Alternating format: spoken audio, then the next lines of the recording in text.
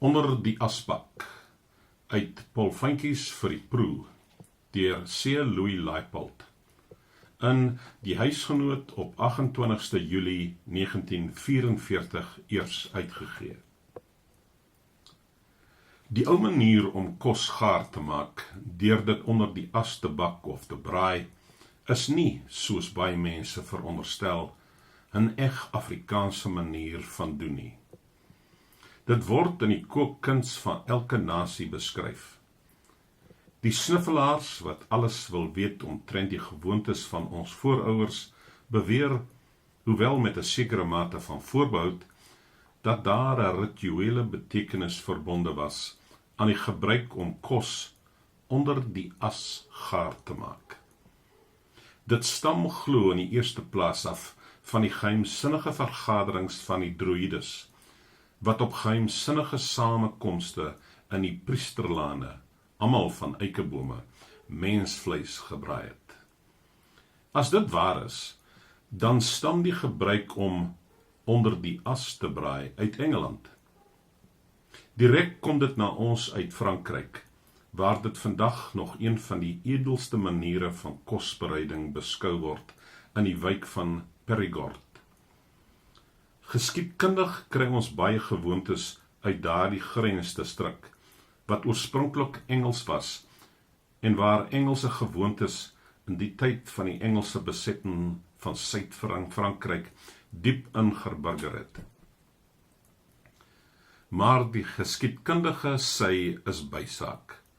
Hoofsaak is weer die manier van doen. Onder die asbak of braai was maklik op 'n ouderwetse oop vuurherd. Vandag is dit besonder moeilik. Moet dus nie probeer om onder die as te braai met elektrisiteit nie. Buitendien neem ek aan dat my leser ernstig genoeg is om die kookkuns as iets groots en skoons te beskou, en dus in die algemeen nie daarvan sal hou om sy kos uit te droog nie. Daar ons vandag geen oop vuurherde meer het nie, moet ons tog vir droë hitte in die oond gebruik.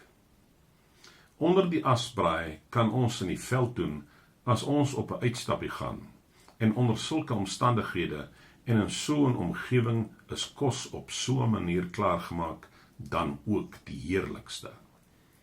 Wat is lekkerder as 'n lamskamernaatjie wat op die rooster onder 'n renoster rook gebraai is?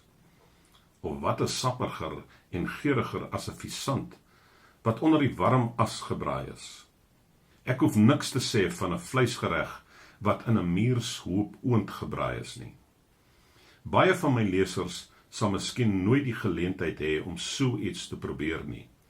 Maar as hulle wel die kans kry, laat my hulle dan smeek om daarin 'n skaapkop, 'n groot makou, 'n kalkoen of 'n lammetjie te braai. Een van my nooit te vergete herinnerings is van die eerste maal, dit was by geleentheid van 'n Dingaansfees, dat ek 'n oskop wat kompleet met horings en vel in 'n muurshoop oond gebraai is, geproe het. Die wangvleis daarvan en die verhemelte, ek kan maar net 'n gebaar maak, soos die kleerling ouderling, toe hy in sy preek oor die sap van die wynstok gepraat het. Met ons hedendaagse moeilikhede in die kombuis, hoef ons darm nie onder die asbak heeltemal van sy regte te ontsê nie. In 'n goeie Sweedse oond, selfs die veel duurder nieuwerwetse modelle wat daar nou is, kan 'n mens uitstekend bak. Ek dink aardappels wat in so oond gebak is net so smaaklik as die wat onder die as gebak word. Patats ook.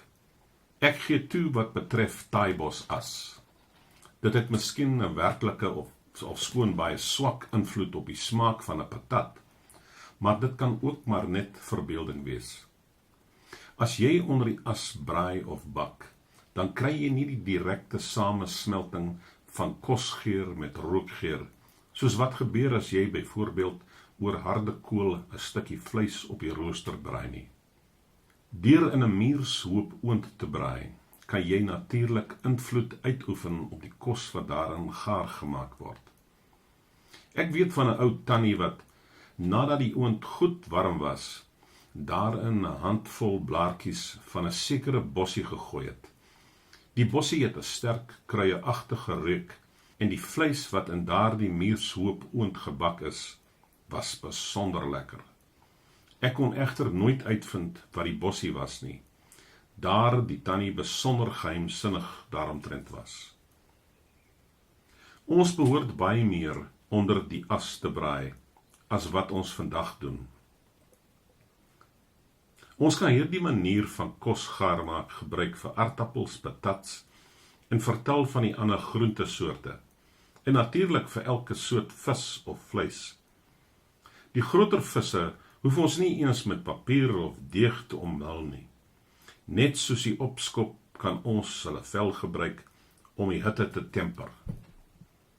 Miskien die beste galjoen wat ek ooit geproe het, was 'n yslike grootte en net pas gevang, wat op die strand onder die as van seebamboes gebak is.